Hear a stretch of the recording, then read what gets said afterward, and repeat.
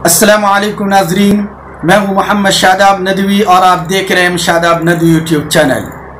नाजरीन, स्वतंत्र दिवस, यौम आज़ादी और इंडिपेंडेंस डे के इस मौके पर मैं तमाम नाजरीन को दिल से मुबारकबाद पेश करता हूँ। आज वह दिन है जिसमें पूरे हिंदुस्तान के अंदर बच्चे से लेकर बूढ़े तक, मर्द और औरत, सबके चेहरे खुशी से खिले हुए हैं, सबकी आंखें चमक रही हैं। और ये खुशियाँ होनी भी चाहिए क्योंकि ये दिन बहुत ही मुबारक और खुशी का दिन है। क्योंकि 15 अगस्त 1947 को हमारा मुल्क हिंदुस्तान एक ऐसी हुकूमत जो जालिम व जाबिर और लोगों को ग़ुलाम बना देने वाली हुकूमत यानी अंग्रेज़ों की हुकूमत से छुटकारा हासिल किया था, इसलिए ये दिन बहुत ही खुशी का दिन है। नाज़रीन, आगे की दास्तान बयान करने से पहले आपसे गुजारिश है कि आप मेरे इस चैनल को यानी M Shadab Nadwi YouTube channel को ज़रूर सब्सक्राइब करें और शेयर करें और बेल आइकन को ज़रूर दबाएं ताकि मेरी सारी वीडियो आपको बर वक्त आपके मोबाइल में पहुंचती रहे।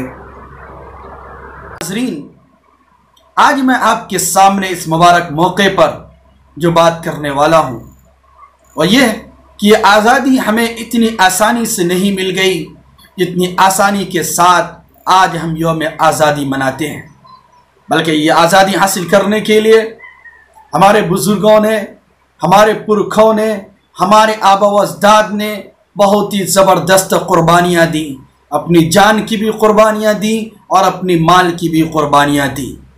और ये क़ुरबानियाँ और सेक्रीफाइस करने वाले में हिंदुस्तान में बसने वाली सारी कौमें हैं, चाहे वह हिंदू हो, मुस्लिम हो, सिख हो, ईसाई हो, दलित हो और भी कोई कास्ट से ताल्लुक़ रखने वाले लोग हो, सब ने क़ुरबानियाँ दी हैं।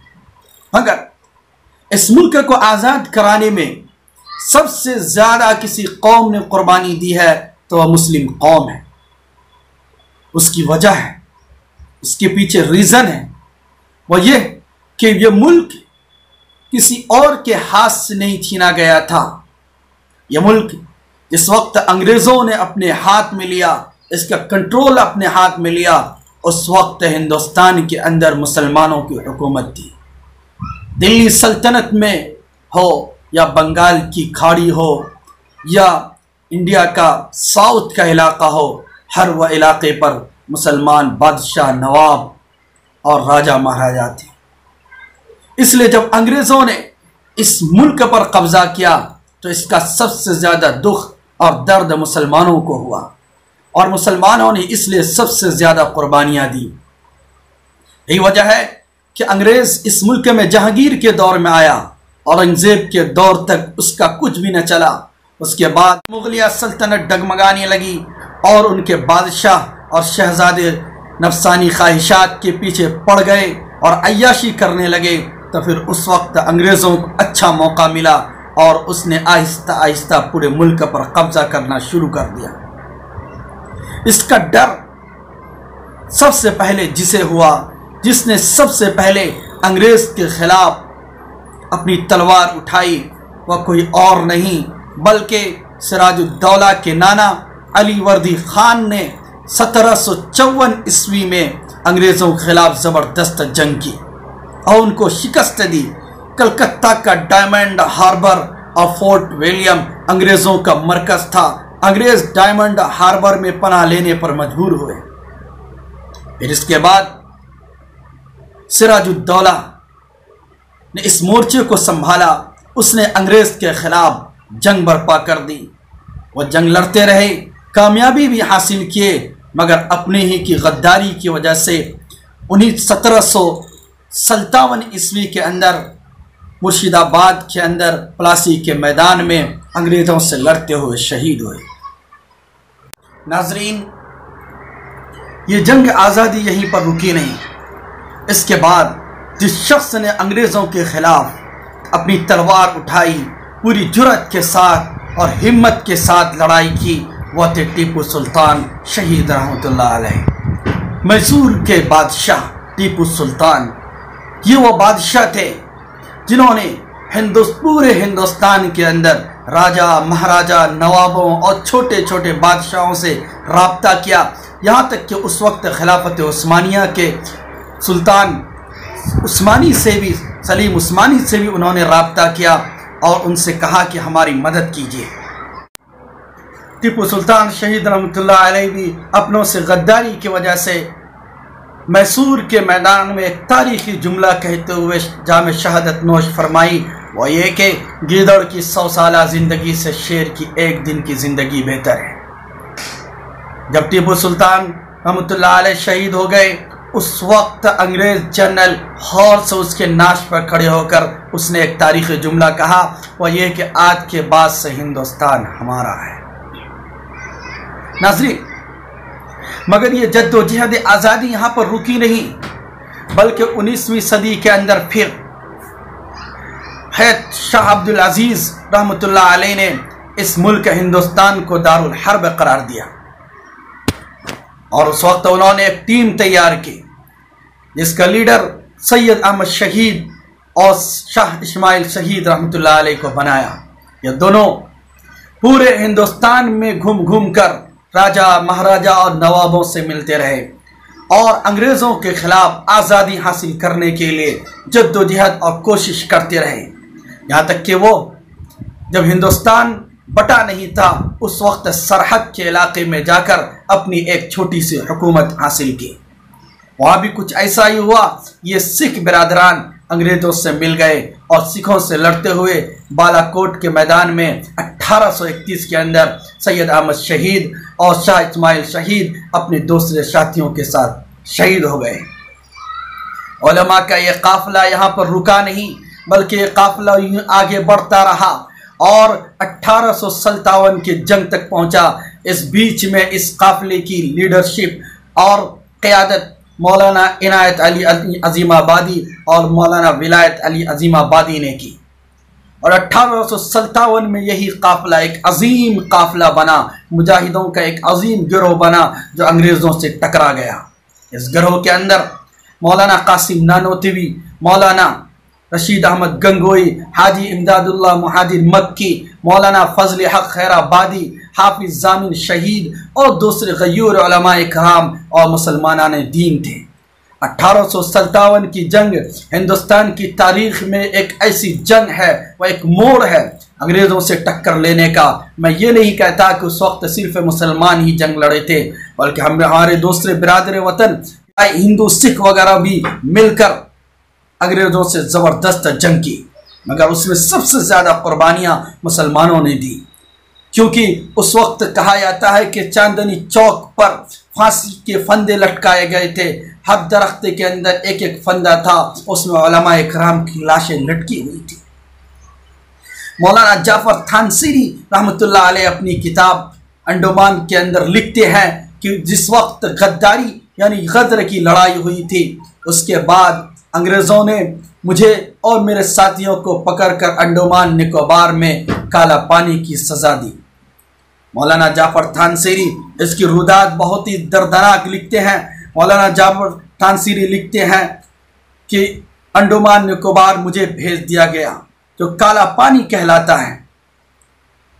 हमारे हाथों में हथकड़ियाँ, पैरों में बेड़ियाँ, जिस्म पर जेल का लिबास और कमर पर लोहे की सलाखें थी और पिंजरा ऐसा था कि न हम सहारा ले सकते थे न बैठ सकते थे।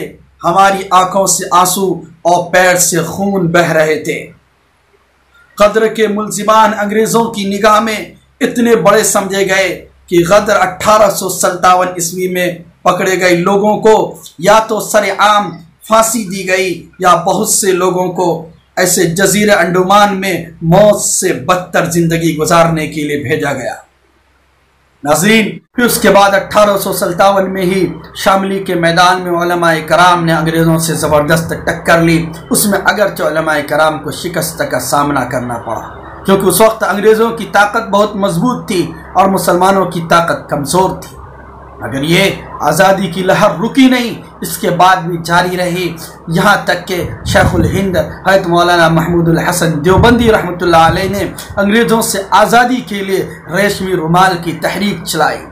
یعنی ریشمی کپڑے پر خطوط لکھ کر بھیجے جاتے تھے. اس وجہ سے اس تحریک اور مومنٹ کا نام ریشمی رومال رکھا گیا، جس کی وجہ سے شیخ الہند مولانا محمود الحسن دیوبندی رحمۃ اللہ علیہ کو مدینہ طیبہ میں اس وقت ایک ظالم قسم کا گورنر تھا، اس نے انگریزوں کے سپرد کر دیا اور مولانا محمود الحسن دیوبندی رحمۃ اللہ علیہ مالٹا کے جیل میں قید کر دیے گئے.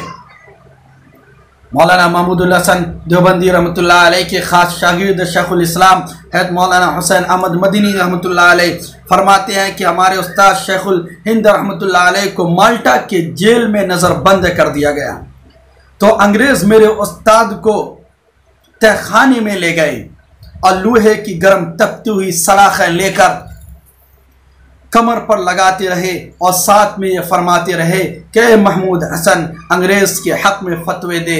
جب شیخ الہند رحمۃ اللہ علیہ ہوش میں آتے تو فرماتے اے انگریز میرا جسم پگھل سکتا ہے، میں بلال کا وارث ہوں، میری جلد ادھر سکتی ہے، لیکن میں ہرگز تمہارے حق میں فتوے نہیں دے سکتا. میرے دوستوں اور ناظرین، آپ غور کیجئے کہ علماء اکرام کی قربانیاں کیسی تھیں. پھر یہاں پر رکی نہیں، پھر 1919 میں جمعیت علماء ہند کا قیام عمل میں آیا.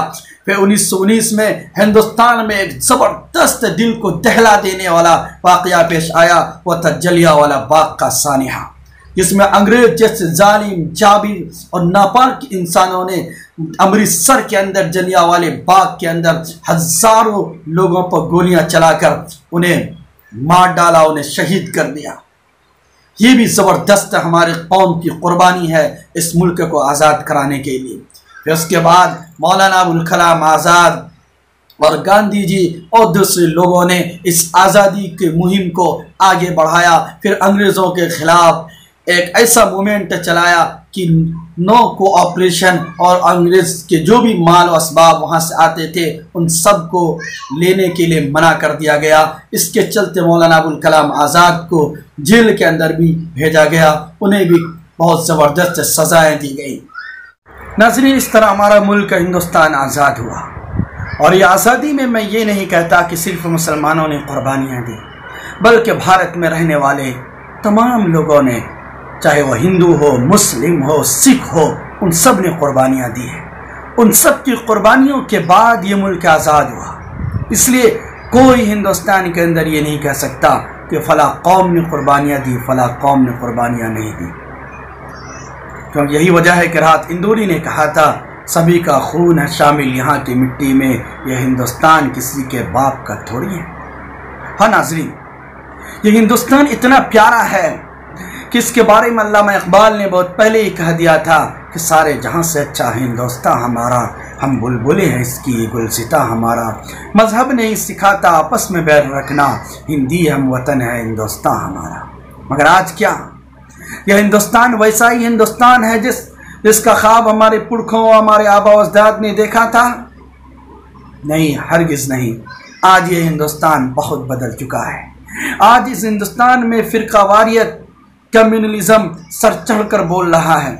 آج ایک خاص کمیونٹی مسلمانوں کو ترچھی نگاہوں سے دیکھی جا رہی ہے. آخر کیوں ہم بھول جاتے ہیں کہ جس ملک میں آج ہم آزادی کی سانس لے رہے ہیں، جس ملک میں ہم کھل کر گھوم رہے ہیں، اپنی بات کہہ رہے ہیں، جس ملک میں آج ہم قربانیاں یہ حکومتیں کر رہے ہیں، اس ملک کو آزاد کرانے میں مسلمانوں نے بھی اپنی جان و مال کی قربانیاں دی ہیں.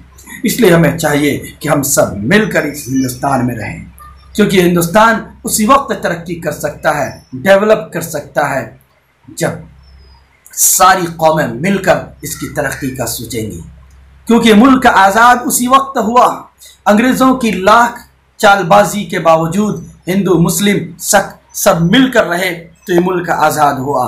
تو اسی طرح آج بھی ہم اس ملک کو اگر بلندی تک پہنچانا چاہتے ہیں، دنیا کا سپر پاور ملک بنانا چاہتے ہیں، تو ہمیں یہاں پر بسنے والی ساری قوموں کو ایک نگاہ سے دیکھنا ہوگا.